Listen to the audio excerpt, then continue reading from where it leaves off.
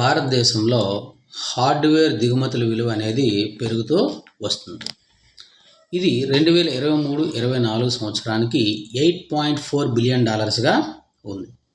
అయితే ద్రవ్యోల్బణం గురించి సెప్టెంబర్ నెలలో ఒక నివేదికని విడుదల చేయడం జరిగింది. అది కూడా ఆహార ద్రవ్యోల్బణం, ఫుడ్ ఇన్ఫ్లేషన్. జూలై నెలలో ఇది 5.1 ఉంటే ఆగస్టు నెలకు వచ్చేసరికి 5.3కి పెరిగింది. అయితే సెప్టెంబర్ 18 వరకు కానీ వీళ్ళు చూస్తే ఆందోళన కలిగించే విషయం ఏంటి అంటే, ఈ ఫుడ్ ఇన్ఫ్లేషన్లో సెరల్స్లో భాగంగా రైస్ ధరలు బాగా పెరుగుతున్నాయి. అదేవిధంగా పల్సెస్ ధరలు కూడా, పల్సెస్ అంటే పప్పు ధాన్యాల ధరలు కూడా పెరుగుతూ ఉన్నాయి.